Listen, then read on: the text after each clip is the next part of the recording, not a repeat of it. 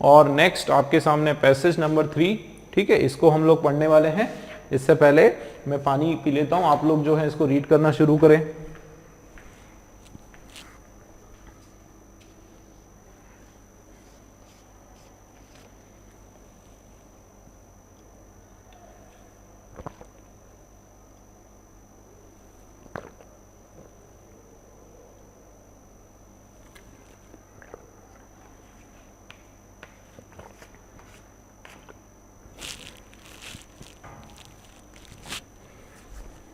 Okay,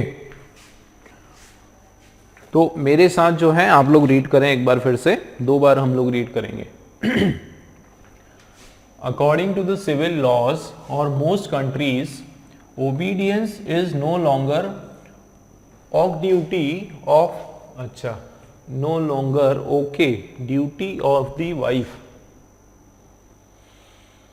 ये कोई इसमें कुछ एरर है, चलिए बाद में देखते हैं क्या होगा। अच्छा, ये ओनली होगा शायद, ठीक है, लॉन्गर ओनली, ओनली द, इस तरीके से है ये, ठीक है, only the duty of wife. फिर से पढ़ते हैं, चलिए स्टार्टिंग से। According to the civil laws और मोस्ट कंट्रीज, अच्छा ये भी रॉन्ग है यार, काफी मिस्टेक है, वापस देखते हैं। According to the civil laws of most countries, obedience is no longer only the duty of a wife. Every women has a political right to vote, but these liberties remain theoretical as long as she does not have economic freedom. A woman supported by a man is not liberated excuse me, not liberated from the male.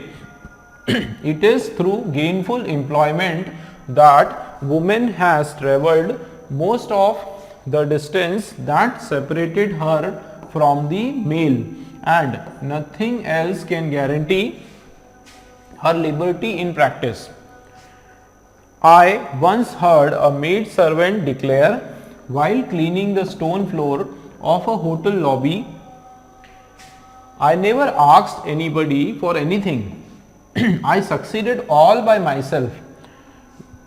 Excuse me. She was as proud of her self-sufficiency as a Rockefeller, Ford or Birla. However, the mere combination of the right to vote and a job does not mean complete liberation. Working today is not a liberty. Next पढ़ते हैं। A recent study of women workers in a car factory shows that they would prefer to stay in the home rather than work in the factory. The majority of women do not escape from the traditional feminine world. Their jobs at the factory do not relieve them of housekeeping burdens they get from neither society nor their husbands the assistants they need to become in concrete fact the equals of man. दोस्तों फिर से इसको पढ़ेंगे हम लोग एक बार, ठीक है। According to the civil laws of most countries, obedience is no longer only the duty of a wife. Every woman has a political right to vote, but these liberties remain theoretical as long as she does not have economic freedom. A woman supported by a man is not liberated from the male. It is through gainful employment that woman has travelled most of the distance that separated her from the male, and nothing else can guarantee her liberty in practice. I once heard a maid servant declare while cleaning the stone floor of a hotel lobby, I never asked anybody for anything. I succeeded all by myself. She was as proud of her self-sufficiency as a Rockefeller, Ford or Birla. However, the mere combination of right to vote and a job does not mean complete liberation. Working today is not a liberty. A recent study of women workers in a car factory shows that they would prefer to stay in the home rather than work in the factory. The majority of women do not escape from the traditional feminine world. Their jobs at the factory do not relieve them of work of housekeeping burdens. They get from neither society nor their husbands the assistance they need to become in concrete fact the equals of men. Okay तो ये हमने जो है इसकी reading की। एक बार मैं इसमें देख लेता हूँ कि ये एग्जैक्टली एरर क्या है हमारा। ठीक है, थर्ड वाले का जो एरर है, wife obedience is no longer the duty. Okay दोस्तों, यहाँ पर ओनली द नहीं, केवल द है। ठीक है, केवल द है यहाँ पर, no longer the duty of a wife. चलिए अब इसको समझते हैं। देखो इसमें यहाँ पर ये जो पैसेज है दोस्तों, रीडिंग करने पर आप लोगों को भी ये आइडिया लगा होगा कि equality of man and women, उनकी बात हो रही है कि हमारे समाज में जो है महिलाओं को क्या वाकई में पुरुष के बराबर का दर्जा दिया जाता है ना। कहने को तो ऐसे कानून है कि महिलाओं की जो सुरक्षा करता है, जैसे महिलाओं को जो है पुरुष के बराबर इक्वल राइट्स हैं वोटिंग करने का। ठीक है, उसके अलावा भी जो है काफ़ी सारी जगह जो है एक महिलाओं के लिए आरक्षण भी दिया गया है सरकार ने। लेकिन क्या ये जो पुरुष प्रधान जो हमारा समाज है, क्या उसकी जो सोच है वो लोगों के दिमाग से बाहर है या नहीं है, ये एक बड़ा प्रश्न है। क्या इन आदमी जब खास करके जो पुरुष की अगर मैं बात करूं तो पुरुष के मन में क्या स्त्री के प्रति क्या बराबरी का भाव है या फिर नहीं है, ये एक बड़ी बात है। तो केवल बाहर से कानून बना देना, बाहर से ऐसे लॉज बना देना, क्या केवल वो सफिशिएंट है? ठीक है, तो मानसिकता जो है वो बहुत महत्वपूर्ण है, बराबरी की मानसिकता। और ये मानसिकता दोनों तरफ से होना चाहिए, पुरुष को भी लगना चाहिए कि महिला बराबर है और महिला के लिए भी पुरुष बराबर है। तो ये जो बराबरी की, जब हमारा माइंडसेट ऐसा होगा, हमारी जब मानसिकता ठीक होगी, तब असल मायने में मानकर चलेंगे कि महिला और पुरुष जो है वो बराबर हैं। क्योंकि सरकार के स्तर पर जो है चेंजेस होती हैं, लेकिन समाज के स्तर पर जो है बदलाव होना जरूरी है। इस तरह की यहाँ पर बात की जा रही है। ठीक है, ऐसा इस पैराग्राफ के अंदर है। अब हम लोग जो है बिल्कुल वर्ड टू वर्ड डिटेल में इसमें समझने वाले हैं। ठीक है ना, देखते हैं।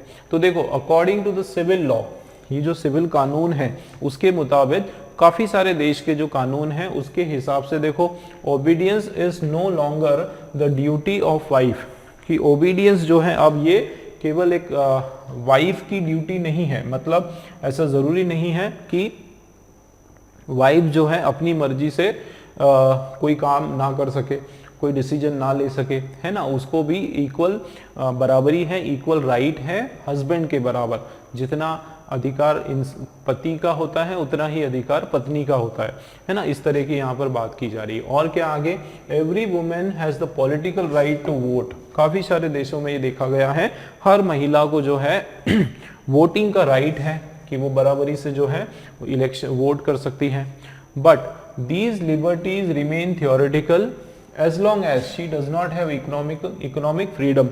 अब इनके साथ प्रॉब्लम क्या है दोस्तों, कि ये जब तक महिलाओं को जो है क्या ना हो दोस्तों, आर्थिक आज़ादी ना हो, मतलब उनको स्वयं अपने पैरों पर खड़े होने की आज़ादी ना हो, अपने बलबूते पर जीवन जीने की आज़ादी अगर उसको नहीं हो, तो एक तरह से ये वोटिंग राइट भी जो मिल गई, या फिर हम बोलते हैं कि महिलाओं को जो है बराबर का अधिकार है, वो सब जो है क्या लगने वाला है, कागजी लगने वाला है। ठीक है ना, क्योंकि at the end of the day या अल्टीमेटली महिलाओं को जो है किस पर निर्भर करना पड़ता है, जब तक उनकी शादी नहीं होती तो उनको अपने पिताजी पर या भाई पर निर्भर होना पड़ता है। शादी के बाद जो है पूरी तरीके से अपने हस्बैंड या फिर उनकी फैमिली पर निर्भर होना पड़ता है। तो सेल्फ डिपेंडेंस जो है वो नहीं आ पाती। और कई बार जो है कुछ महिलाएं जो हैं जो कहीं बाहर कार्य करती है ना, कहीं जॉब करती है, उसके बावजूद जो है उनको आके घर का काम करना होता है। घर का जितना भी काम है जो किचन का काम है, साफ सफाई, हर चीज का जो वर्क है वो उनको करना पड़ता है। तो एक तरह से बहुत सारी महिला इसमें दिया भी है कि वो तो ये चाहती है कि इससे अच्छा है कि हम लोग घर पे ही रहें, कोई वर्क नहीं करें, सेल्फ डिपेंडेंट नहीं रहें। क्यों? क्योंकि अगर ऐसा हम करने जाएंगे तो बाहर का तो हमको करना है प्लस हमको घर का भी करना है। ऐसा हमें किसी तरीके का कोई असिस्टेंट नहीं मिलने वाला है, कोई असिस्टेंस नहीं मिलने वाला है, किसी की हेल्प हमको नहीं मिलने वाली, तो वो तो एक तरह से डबल वर्क हो जाएगा। तो उस हिसाब से महिलाएं कहाँ आज़ाद है ना। हम बोलते हैं, कहते हैं बराबर शिक्षा मिलती है लड़की को लड़के को, लेकिन उसके बाद भी आप देखो कि आगे चल के जो है भेदभाव होता है। तो वो हमारी जो मेंटलिटी है, मानसिक दिमाग से, जब तक हमारे दिमाग से जो ऊंच और नीच महिला और पुरुष के बीच से नहीं निकलेगी तब तक ये चीज़ें सुलझने वाली नहीं है। ठीक है, तो ये जितनी भी लिबर्टीज जो सरकार देती है या कानून में दी जाती हैं, ये सब थियोरेटिकल लगेगी कब तक? जब तक कि महिला इकोनॉमिक फ्रीडम जिस उसको ना मिले, आर्थिक तरीके से वो आज़ाद ना हो। ठीक है, a women supported by a man is not liberated from the male. ये आप देखो कि एक ऐसी महिला जो किस पर निर्भर है, आर्थिक रूप से किसी पुरुष पर निर्भर है, चाहे वो अपने पिताजी हो, अपना भाई हो या अपना हस्बैंड हो, अगर उस पर निर्भर है, उस महिला को आप पूर्णतः पूरी तरीके से आज़ाद उसको आप नहीं बोल सकते हो। ठीक है, क्योंकि अल्टीमेटली उसको क्या करना होगा? मेल के पास रिक्वेस्ट करनी होगी, पैसे इस पर डिपेंड होना पड़ेगा। ठीक है, अब देखो, it is through gainful employment that women has travelled most of the distance that separated her from the male. अब आगे इसमें बताया गया है कि ये जो आज हम लोग देख पा रहे हैं कि महिलाएं इतनी ज़्यादा एडवांस हो चुके हैं, इतने बराबरी का दर्जा प्राप्त कर चुकी है, उसका एक जो मुख्य कारण है वो है सेल्फ एम्प्लॉयमेंट की, उनकी आत्मनिर्भरता है ना। वो खुद अपने आप में एम्प्लॉय हुई और उन कहीं ना कहीं जॉब करने लगे और उसके कारण जो है उन्होंने काफ़ी तरक्की की बराबरी के लिए। ठीक है, कि अब मेल से जो है, मेल पर बहुत सारे काफ़ी प्रतिशत ऐसा बढ़ा है कि महिलाओं को मेल पर अब डायरेक्टली डिपेंड नहीं होना पड़ता है, क्योंकि वो खुद भी जॉब करने के लिए बाहर निकलती है। And nothing else can guarantee her liberty in practice. तो प्रैक्टिकली अगर हम बात करें तो लिबर्टी, जो महिलाओं की सच्ची जो आज़ादी है, वो केवल इसलिए देखी गई है कि वो खुद जॉब करती है, सेल्फ डिपेंडेंट है। उसके अलावा कोई भी लॉ, कोई कानून जो है वो उतना उनको लिबर्टी प्रोवाइड नहीं कर पाता। ठीक है, एक यहाँ कहा गया, आगे बढ़ते हैं। I once heard the maid servant declare. देखो, मैंने एक बार सुना ऑथर के हिसाब से कि जो मेड सर्वेंट, जो बाई कहीं पर जो काम करती है, नौकरानी जिसको हम बोलते हैं, उन्होंने ये बात बताई while cleaning the stone floor, जब वो फर्श को साफ कर रही थी होटल लॉबी की, तब देखो ये डायरेक्ट उनका स्टेटमेंट है, I never asked anybody from anything for anything. मैंने किसी से कभी भी कुछ नहीं मांगा, किसी से कुछ भी नहीं मांगा। I succeeded all by my self, मैंने जो भी आज हासिल किया वो खुद से हासिल किया। She was as proud of her self sufficiency as, अच्छा यहाँ भी कुछ मुझे एरर लग रहा है, अच्छा सॉरी, सही है, she was as proud of her self sufficiency. Self sufficiency मतलब आत्मनिर्भरता, कि आज वो अपने आप पर बहुत गर्व करती है, उसे बहुत खुशी होती है कि जिस तरीके से उसने अपना घर चलाया बिना किसी के सामने हाथ फैलाए, उसको खुशी होती है। और उसको लगता वो अपने आप को जो है किसी रॉकफेलर या किसी फोर्ड या बिरला, टाटा बिरला हम लोग बोलते हैं ना, मतलब कोई रिचेस्ट पर्सन हो, उससे भी अपने आप को कम नहीं समझती। उसको लगता है कि नहीं, मैं भी उनके जैसी हूँ। क्यों? क्योंकि मैं आत्मनिर्भर हूँ, मैं किसी के सामने हाथ नहीं फैलाती, मैं खुद अपने से अपना घर चलाती हूँ। ठीक है, हाउएवर, अब एक यहाँ पर कहा गया कि जो सेल्फ एम्प्लॉयड जो वुमेन्स हैं वो अपने आप को ज़्यादा लिबरल समझती हैं, उनको अपने आप में ज़्यादा आज़ादी फील होती है। ठीक है, ये बताया गया। अब आगे देखते हैं। अब यहाँ ये बताया गया है कि हालांकि the mere combination of the right to vote and job does not mean complete liberalisation, लेकिन इसके बावजूद भी कि बहुत सारी महिलाएं जो है उनको वोटिंग का अधिकार है, वो खुद जॉब करती है, लेकिन ये दो कारण भी जो है, ये दोनों भी दोस्तों सफिशिएंट नहीं है, ये भी जो है पर्याप्त नहीं है कंप्लीट आज़ादी के लिए। पूर्णतः जो लिबरेशन है उसके लिए ये सफिशिएंट नहीं है। देखो आगे क्या बताया गया, working today is not a liberty working today is not a liberty, की मात्र आज कहीं पर कोई कार्य करना वो एक आजादी नहीं है। ठीक है, कोई मात्र केवल काम करना वो आजादी नहीं मानी जाएगी महिलाओं के लिए।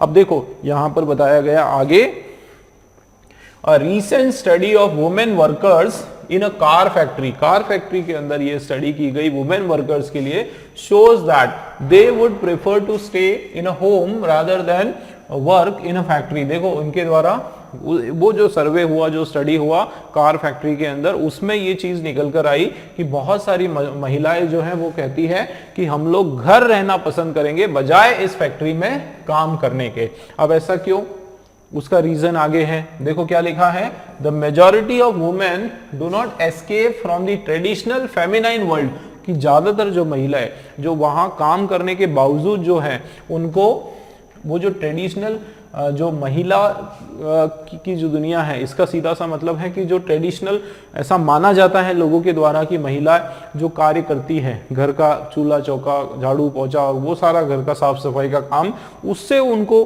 कोई निजात नहीं मिलती, उससे उनको कोई वो उससे पार नहीं पा सकती। इसका मतलब चाहे वो फैक्ट्री में काम करे या ना करे कोई फर्क नहीं पड़ता है, उनको घर का काम तो पूरा करना ही पड़ेगा, है ना। ये जो सोच है, भाई महिला तो होती है घर का काम करने के लिए, घर को संभालने के लिए, बच्चों को संभालने के लिए, तो ये जो सोच है उससे उनको आजादी नहीं मिल पाती।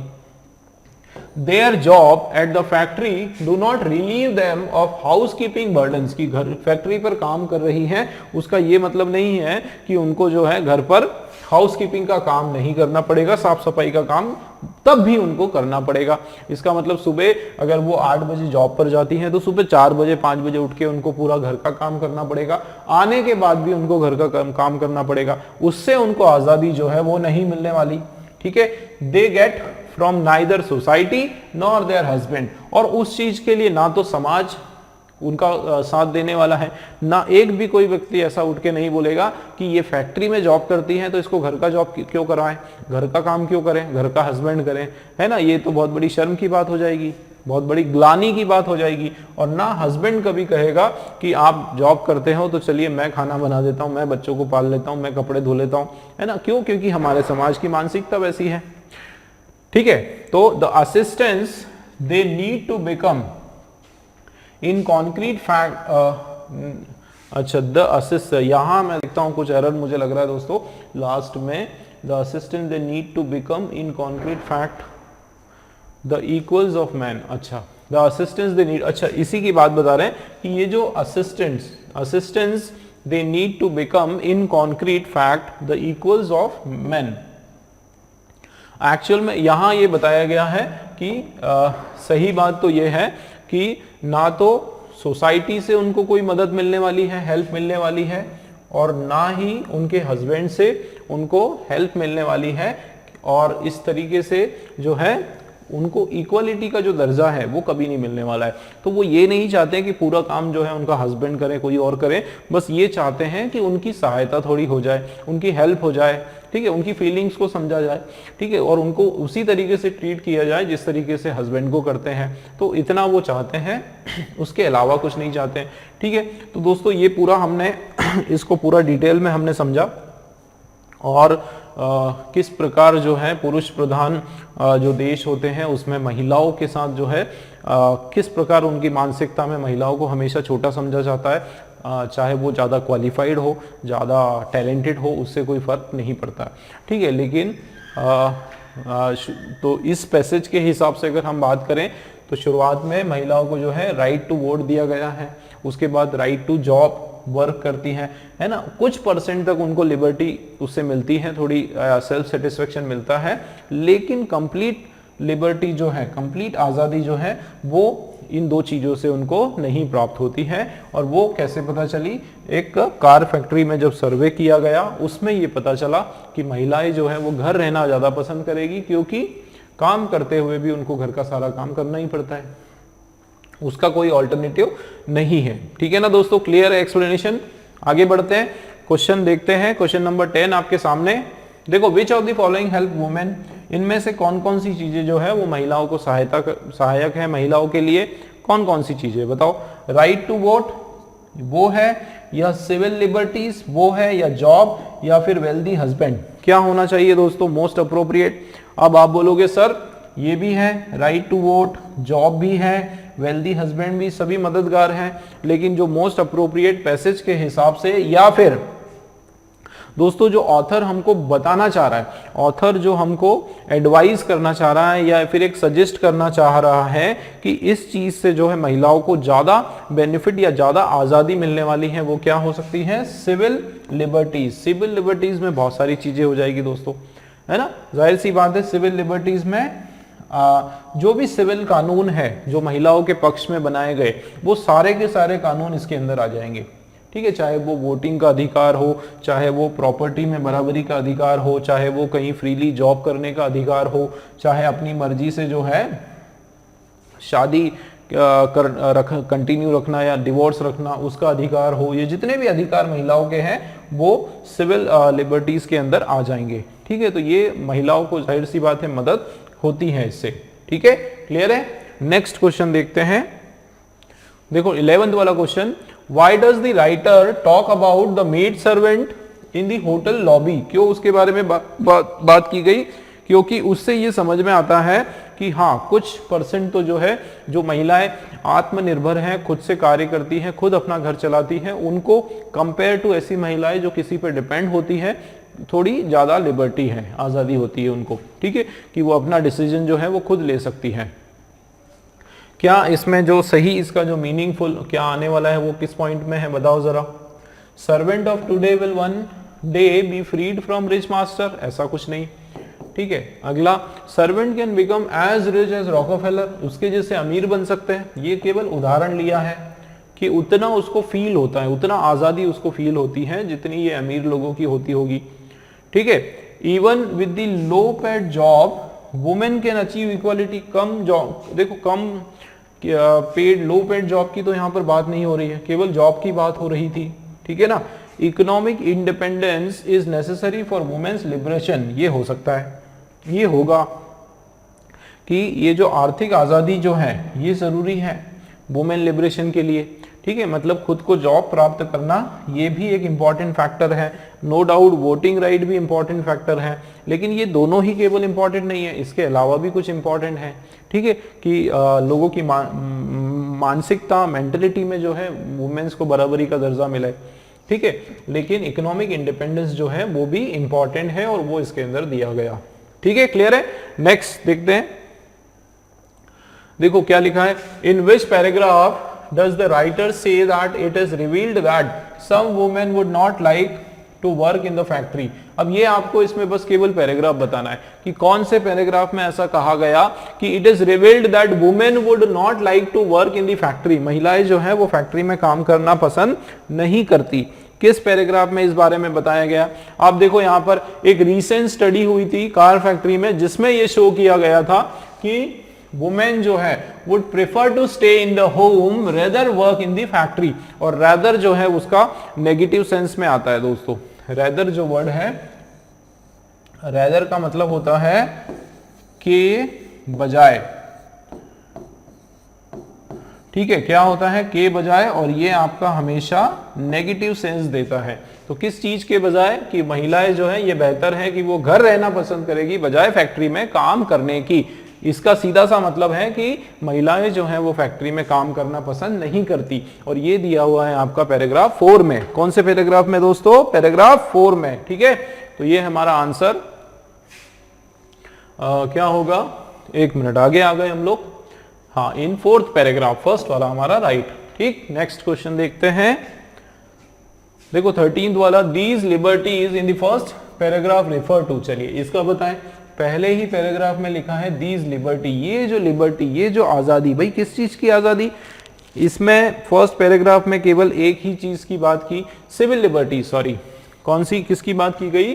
Civil liberties. ये जो सिविल लॉज के हिसाब से जो जो लिबर्टी, ओबीडियंस जो है वो केवल ड्यूटी वाइफ की नहीं है, हर एक वुमेन को पॉलिटिकल राइट है, ठीक है, हर एक वुमेन को जो है वोट का अधिकार है। तो ये दो चीजों की बात हो रही है, एक तो राइट टू वोट और भी जो भी सिविल लिबर्टीज के अंदर आता है उसके बारे में यहां पर डिस्कशन हो रहा है। देखते हैं हमारे पास ऑप्शन क्या है, ये है the right to vote, not to obey and right to a job. देखो राइट टू अ जॉब का दोस्तों यहाँ पर डिस्कशन नहीं दिया है। फर्स्ट पैराग्राफ में मुझे बताओ राइट टू जॉब के बारे में बात की गई? नहीं की गई, वो आगे चल के बताया गया। उस महिला का मेड सर्वेंट का एग्जाम्पल जब लिया उसके बाद बताया। Right to vote and not to obey, हाँ ये हो सकता है ना। नॉट टू ओबे का मतलब वो चाहे तो अपने हस्बैंड को जो है ना कर सकती है, डिवोर्स ले सकती है, यहां पर दिया है। ये देखो ओबीडियंस का मतलब ही वही होता है कि ओबे करना, पालन करना। तो सेकंड वाला हमारा जो है बिल्कुल राइट आंसर लग रहा है। ठीक है, तो राइट टू वोट और दूसरा नॉट टू ओबे, ओबे ना करना, क्योंकि दिया है ओबीडियंस केवल महिला वाइफ का अधिकार नहीं, केवल वाइफ पर लागू नहीं होता, हस्बैंड पर भी होता है। The right of servant, servant की बात नहीं की जा रही है तो ये नहीं होगा। ठीक है, women's right to vote and earn money, money की यहाँ पर बात नहीं की गई। ठीक है, तो ये भी नहीं होगा। तो आप पढ़ेंगे आपको क्लियर होगा दोस्तों, दो चीजों की बात हो रही है, नॉट टू ओबे और राइट टू वोट। ठीक, नेक्स्ट क्वेश्चन देखते हैं। और नेक्स्ट वाला क्वेश्चन दोस्तों हमारा पैसेज नंबर 4 के है। पैसेज हम लोग इसको पहले पढ़ेंगे, 2 बार पढ़ेंगे दोस्तों। ठीक है, रेडी हैं आप लोग भी? सबसे पहले इसमें मैं आप लोगों को एक सजेस्ट करूंगा कि आप लोग वीडियो को पॉज करें, ठीक है, और आप खुद एक बार रीड करें। यही पैसेज नहीं, जितने भी पैराग्राफ पैसेजेस हैं, पहले वीडियो को पॉज कर दें, एक बार खुद से रीड करें, खुद इसको समझने की कोशिश करें, और उसके बाद जब मैं आपको एक्सप्लेन कर रहा हूं तब आप उसको ध्यान से सुने। आपका पूरा पैराग्राफ जो है, पूरा पैसेज क्लियर हो जाएगा। ठीक, तो चलिए हम लोग शुरू करते हैं। 2 बार इसको रीड करेंगे, पहले थोड़ा स्लो स्टार्ट करते हैं।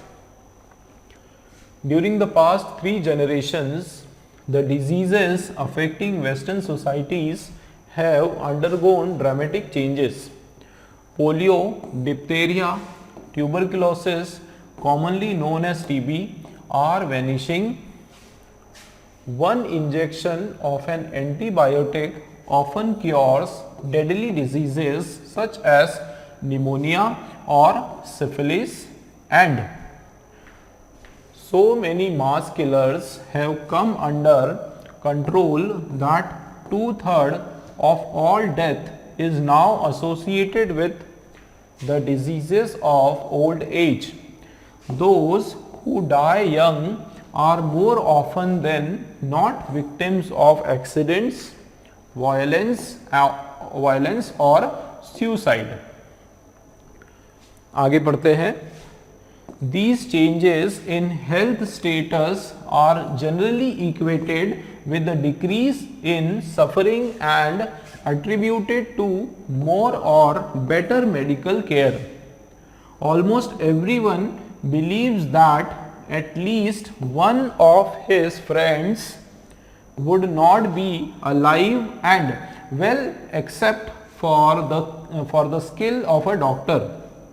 But there is in fact no evidence of any direct relationship between this change in the pattern or nature of sickness on the one hand and the so called progress of medicine on the other hand. These changes are the results of political technological changes.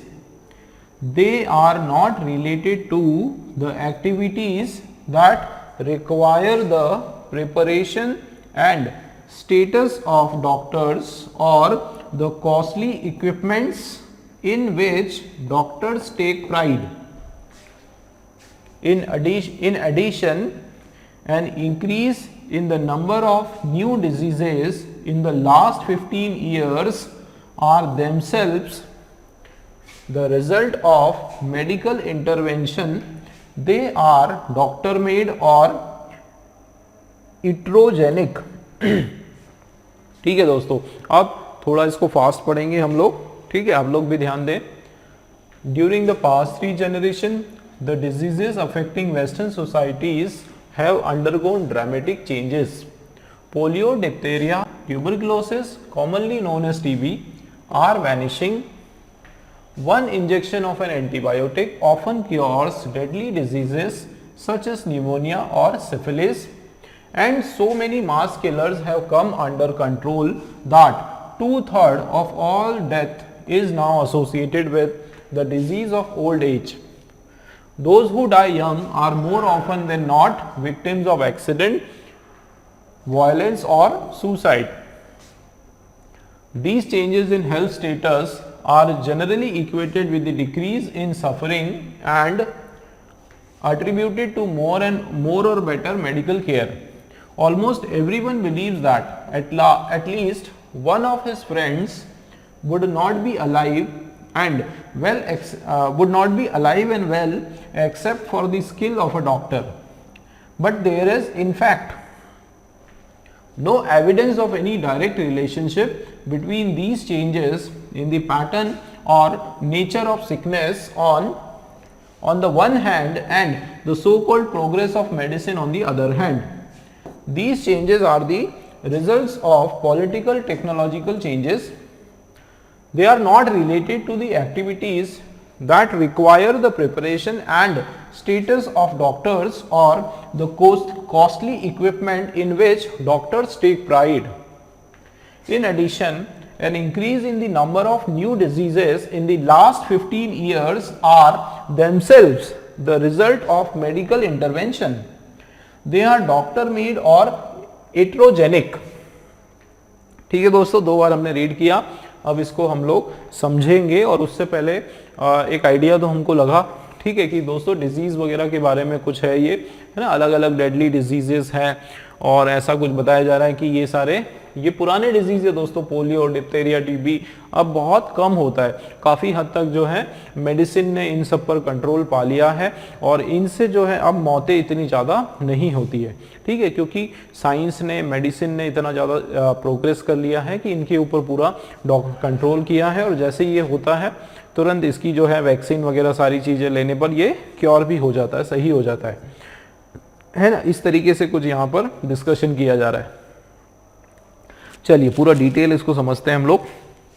देखो क्या, during the past 3 generation, दोस्तों 3 पिछली पीढ़ी 3 generation, अब 3 generation मतलब लगभग कितने year होंगे, एक जनरेशन मान लेते हैं हम लोग 70 ईयर्स लगता है, तो करीब 250 ईयर्स करीब आप बोल सकते हो कि पास्ट 3 जो जनरेशन है, the disease affecting western societies have undergone a dramatic change, कि ये 250 ईयर 250 सालों में क्या हुआ कि ये जो वेस्टर्न, देखो डिजीज क्या लिखा है, डिजीजेस अफेक्टिंग वेस्टर्न सोसाइटी, कि ये जो वेस्टर्न सोसाइटीज जो है इनको डिजीजेस अफेक्टिंग क्यों कहा गया दोस्तों, क्योंकि पहले मतलब 2 या 3 जनरेशन के पहले जो है इन सोसाइटी को, खास करके वेस्टर्न सोसाइटी जिसमें अमेरिका, यूरोप और वो सारे देश आ जाते हैं, इन सोसाइटीज में डिजीज काफी कॉमन थे, डिजीज जो है वहां पर काफी कॉमन थे, काफी सारे लोग जो है डिजीज के कारण उनकी मौत होती थी। तो अब क्या हुआ कि 2-3 दशक से बहुत इनके अंदर बदलाव आया है ना, इतना ज्यादा चेंजेस आया। किस तरह का चेंज आया, किस तरह का बदलाव आया दोस्तों, ये सारी जो बीमारियां हैं देखो आप कौन कौन सी, पोलियो, डिप्थेरिया, ट्यूबरक्लोसिस जिसको टीबी बोलते हैं, ये धीरे धीरे वैनिश होती जा रही है, खत्म होती जा रही है, 100% खत्म नहीं हुई बट उसकी कगार पर है, ठीक है, वैनिश होने के कगार पर है, फिनिश होने के कगार पर है। 1 injection of antibiotic often cures deadly disease like pneumonia या सिफिलिस, एक इंजेक्शन अगर आपने लिया तो ये निमोनिया, सिफिलिस सब किल हो सकता है, खत्म हो सकता है। And so many mass killers have come under the control, और भी दूसरे जो बैक्टीरियल या वायरल जो डिजीज है वो भी काफी हद तक जो है कंट्रोल में आ चुके हैं, वैक्सीन की वजह से उसकी दवाइयां बन चुकी हैं। तो कंट्रोल दैट, देखो इतना ज्यादा इनका कंट्रोल हो चुका है कि 2/3 of all the deaths now associated with the diseases of old age, कि आज जो जितनी भी मौतें होती है, आज के टाइम में जो भी मौतें होती हैं उसकी जो 2/3 2/3 मतलब 75% जो डेथ है वो मेनली किसके कारण से होती है, ओल्ड एज के कारण। इसका मतलब जो यंग पॉपुलेशन है उसकी डेथ काफी हद तक जो है वो कंट्रोल में आ गई, और जो एज के कारण जो मृत्यु, नेचुरल जो डेथ जिसको बोला जाता है, वो डेथ जो है वो तो ऑब्वियसली होना है, तो उस डेथ का परसेंटेज कितना है, लगभग 75%। केवल 25% जो डेथ्स जो बाकी होती हैं यंग लोगों की, देखो ये those who die young are more often than less, इसका मतलब है कि they are more offer than less का मतलब है दे आर मोस्टली, इस पूरे के फ्रेज का मतलब है mostly, they are mostly victims of accident, violence और सुसाइड। तो ये जो 25% जो यंग लोगों की जो डेथ होती है उसका जो मेन कारण है वो क्या है, या तो उनका एक्सीडेंट हुआ होगा, या कहीं वायलेंस झगड़ा हुआ होगा, गोलीबारी हुई होगी, है ना, किलिंग हुई होगी, या फिर सुसाइड हुआ होगा। तो ये मेजर कारण है, लेकिन डिजीज से मौत का जो कारण है वो बिल्कुल नल है, ना के बराबर है, बहुत ही कम है। क्यों? क्योंकि दोस्तों ऐसी सारी वैक्सीन्स डेवलप हो गई, साइंस ने इतनी प्रोग्रेस की, मेडिसिन ने प्रोग्रेस की, और उसके कारण ये जितनी भी डेडली जो डिजीजेस हैं इन पर बहुत हद तक जो है काबू पा लिया गया। तो फर्स्ट पैराग्राफ हमारा इसके बारे में है कि किस तरह से वेस्टर्न सोसाइटी जो है उनके अंदर परिवर्तन आया, है ना, लोगों की जो मृत्यु दर है, खासकर जो यंग लोग हैं उसकी पूरी कम हो गई मृत्यु दर। 75% जो मृत्यु वो एज रिलेटेड है, 25 मृत्यु का परसेंट जो मौत होती है उसका भी मेन कारण एक्सीडेंट, वायलेंस और सुसाइड है। डिजीज से लोगों की जो मौत है वो उसका जो परसेंटेज है वो बहुत ही कम है, ठीक है ना, ये यहां पर बताया जा रहा है। आगे देखते हैं नेक्स्ट पैराग्राफ में। These changes in health status are generally equated with the decrease in suffering and attributed to more or better medical care। कि ये जो बदलाव आया, ये जो हेल्थ स्टेटस में जो चेंजेस आया, ये जनरली क्या माना जाता है, किस कारण माना जाता है, with the decrease in suffering, कि लोग जो है अब कम पीड़ित होते हैं, है ना, generally equated with the decrease in suffering, कि लोग जो है इन बीमारियों से कम पीड़ित होते हैं, and attributed to more or better medical care। मतलब ऐसा माना जाता है कि ये जो डिजीज में जो कंट्रोल आया, या जो लोगों में कम जो लोगों में रोग होता है, उसका मेन कारण ये है कि हमारा जो हेल्थ केयर सिस्टम है वो बेटर हो गया, ऐसा लोगों का मानना है। जनरली ये माना जाता है कि ये डिजीज में जो कमी आई उसका मुख्य कारण है मेडिकल केयर जो है, या हेल्थ केयर जो है वो बेहतर हो जाना, ठीक है ना। आगे, almost everyone believes that at least one of his friend would not be alive and well except for the skill of doctor. देखो हर एक व्यक्ति का आज ये मानना है ना, एटलीस्ट देखो ऑलमोस्ट एवरीवन, हर एक व्यक्ति लगभग जो है उनका ये मानना है कि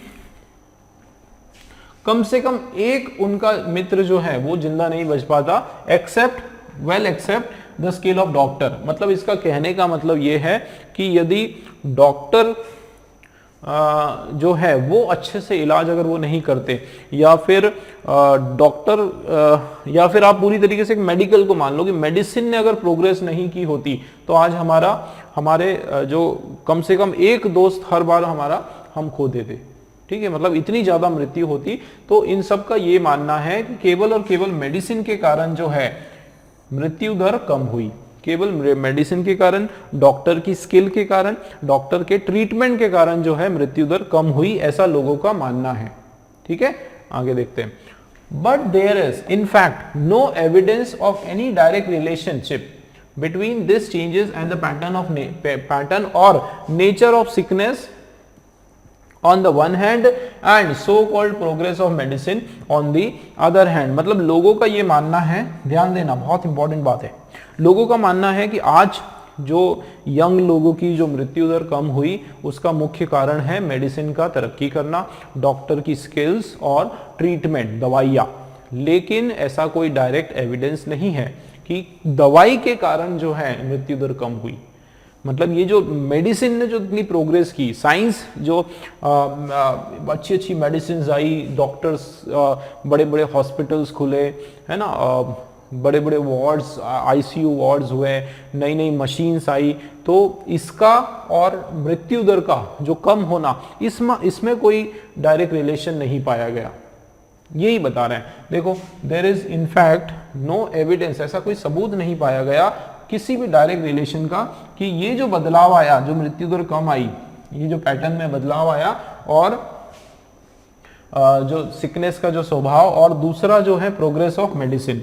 तो मेडिसिन का जो प्रोग्रेस और मृत्यु दर की कमी, इन दोनों के बीच में क्या कोई डायरेक्ट रिश्ता है, रिलेशन है, उसका अभी तक कोई एविडेंस नहीं मिला, उसका कोई सबूत नहीं मिला, ठीक है, ये बताया जा रहा है। आगे, दीज चेंजेस आर, तो फिर रिसर्च में क्या सामने आया कि ये चेंजेस फिर क्यों हुई भाई, अगर मेडिसिन की तरक्की के कारण ये मृत्यु दर में कमी ना हुई, नहीं हुई, तो फिर क्यों हुई, कैसे हुई?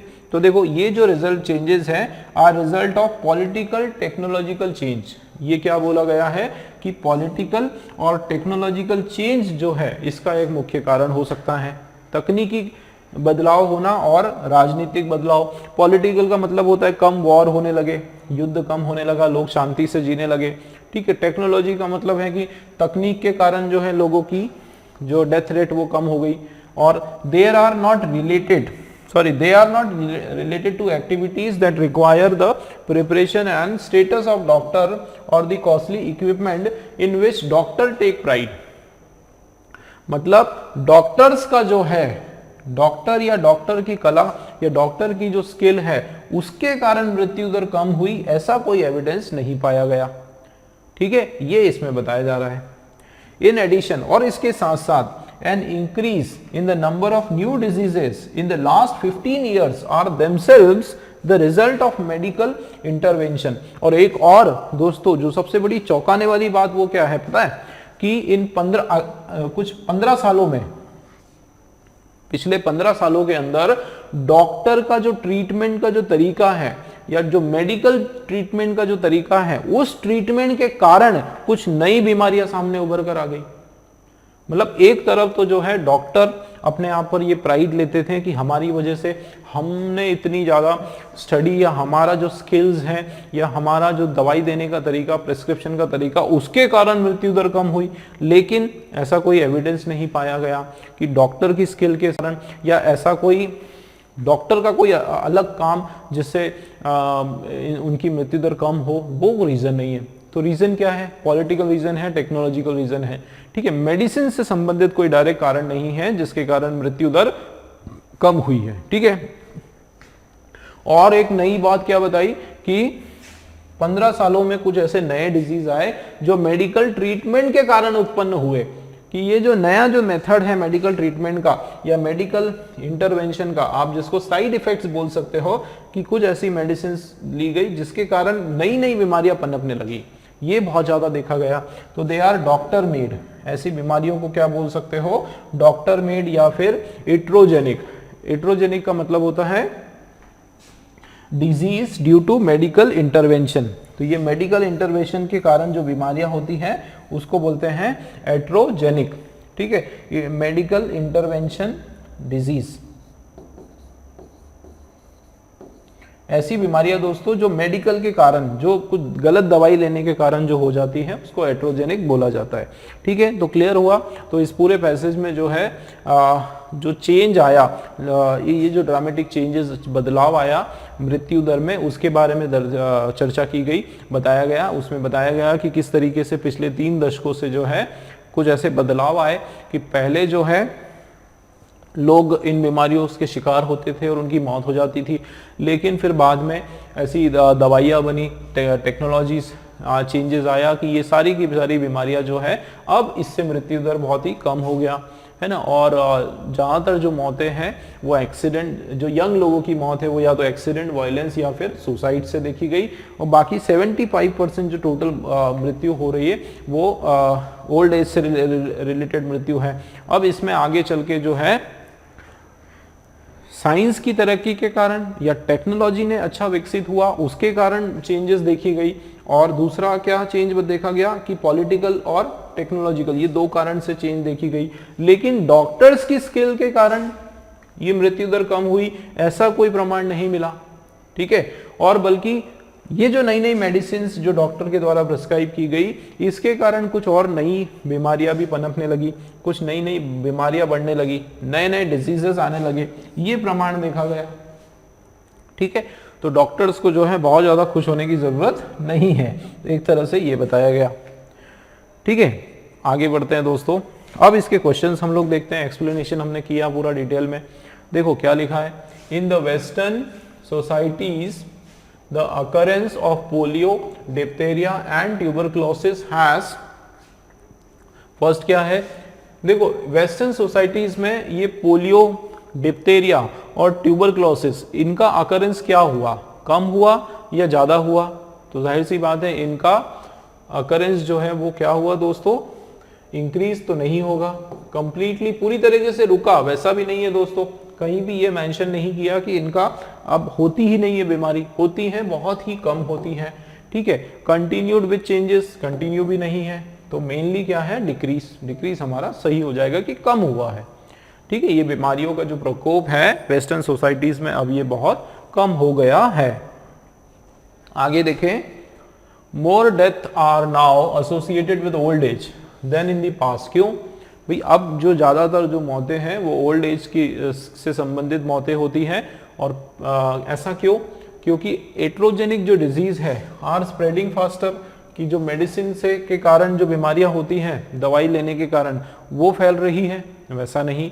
Deadly disease affecting the young have been well controlled, ये हो सकता है कि वो जो जानलेवा बीमारियां हैं जो युवा लोगों को मार देती और उनकी मृत्यु होती है वो काफी अच्छे से काफी हद तक कंट्रोल हो गई, मतलब बी वाला हमारा राइट आंसर। आगे देखते हैं, accident, violence and suicide that killed many youth in the past are now under control. बिल्कुल भी नहीं दोस्तों, आज भी उतने ही एक्सीडेंट होते हैं, एक्सीडेंट तो ज्यादा हो गए, बल्कि पहले गाड़ियां कम थी अब गाड़ियां बढ़ गई, एक्सीडेंट बढ़ गए, वायलेंस भी बढ़ गया, सुसाइड केसेस बढ़ गए, लोगों में एंजाइटी टेंशन ज्यादा होता है आजकल, तो ये नहीं होगा, ठीक है।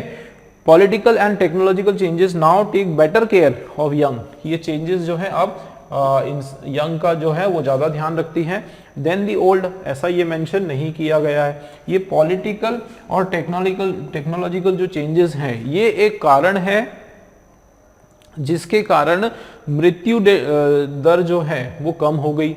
अब हम देखते हैं कि more death are now associated with old, लेकिन इसका ये आंसर मुझे नहीं लग रहा है। इसका आंसर जो है ये है कि ऐसी जो डिजीज है वो कंट्रोल में आ गई, ठीक है, वो कंट्रोल में हो गई। क्योंकि आप देखो दोस्तों यहाँ पर एक चीज है, पॉलिटिकल और टेक्नोलॉजिकल जो बदलाव है वो केवल यंग को सहायता करेगा और ओल्ड को नहीं करेगा, ऐसा तो नहीं होगा भाई। ये जो बदलाव है ये तो दोनों को सहायता करेगा, है ना, ओल्ड को भी सहायता हेल्प करेगा, लेकिन ओल्ड भाई जिसकी मौत होनी है वो तो होनी है ना, उसको तो कोई रोक नहीं पाएगा, ठीक है। तो जाहिर सी बात है ये हमारा राइट आंसर नहीं होगा, बी वाला राइट आंसर है, ठीक।